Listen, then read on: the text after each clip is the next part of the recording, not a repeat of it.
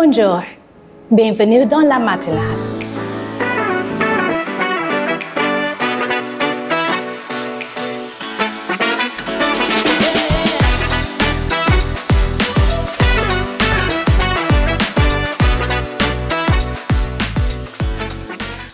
L'un de mes personnages bibliques préférés est Abraham.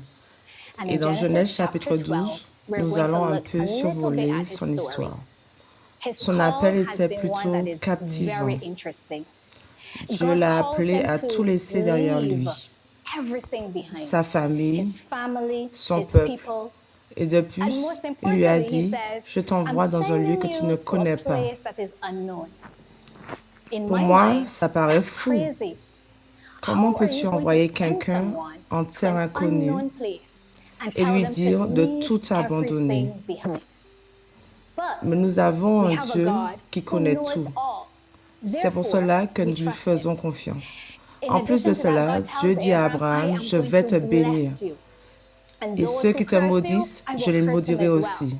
Je ferai de ta nation une grande nation. » C'est en effet une grande promesse. Et souvent, Dieu nous fait de grandes promesses. Mais le chemin vers cette promesse est parfois méconnu pour nous. Dans Genèse chapitre 15, nous voyons qu'il y a un challenge.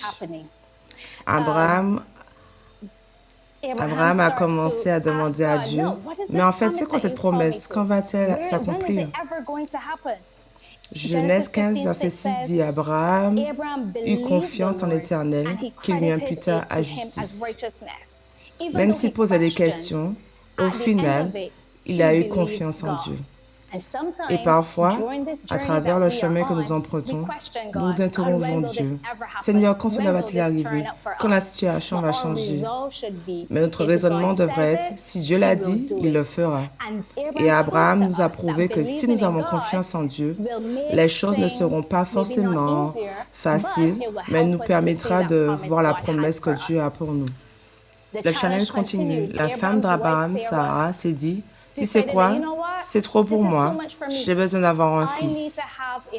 Je vais prendre les choses en main. » Et même si ce n'était pas la promesse que Dieu avait pour eux, ils ont quand même décidé d'aller à l'encontre de ce que Dieu avait dit. Dieu n'a pas béni cette situation particulière. Dieu a dit, « Ce n'est pas ce que je veux pour vous. J'ai quelque chose en réserve pour vous. Je veux que vous me fassiez confiance. » Et nous voyons que Dieu est fidèle dans cette situation parce que dans Genèse chapitre 21, nous assistons à la naissance de notre Isaac. Il leur a fallu 25 ans entre la promesse donnée et la promesse réalisée. Mais en vérité, Dieu a été fidèle à chacune des étapes. Je pense à nous. Combien de fois nous essayons de faire les choses avec nos propres forces? Nous faisons par nos propres moyens parce que nous trouvons que ça prend trop de temps. Mais bien aimé, même si c'est trop long ou trop court, je vous en supplie, faites confiance à Dieu au cours du processus. Il est fidèle.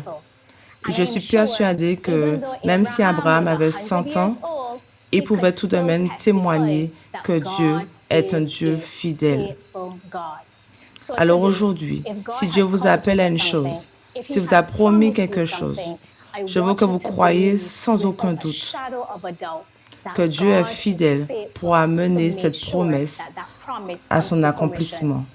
Est-ce que ce sera immédiat? Peut-être pas.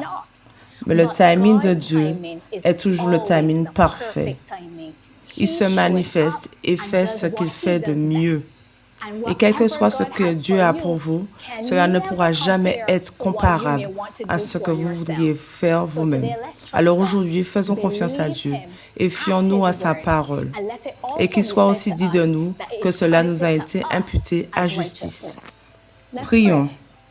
Père, même lorsque nous traversons des périodes difficiles et même à travers notre quotidien, nous prions afin de te faire confiance de tout notre cœur. Ainsi, nous verrons ta fidélité dans et à travers nos vies.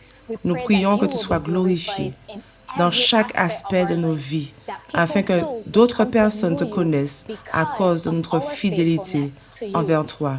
Nous prions afin d'avoir l'assurance dans tes promesses. Au nom de Jésus, Amen.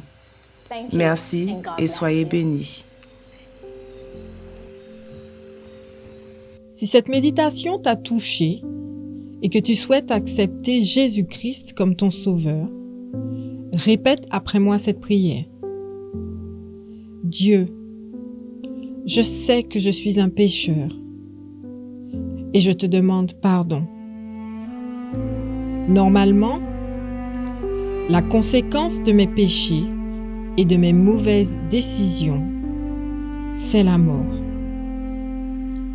Mais je crois que Jésus-Christ a pris ma place sur la croix. Il est mort et ressuscité pour le pardon de tous mes péchés.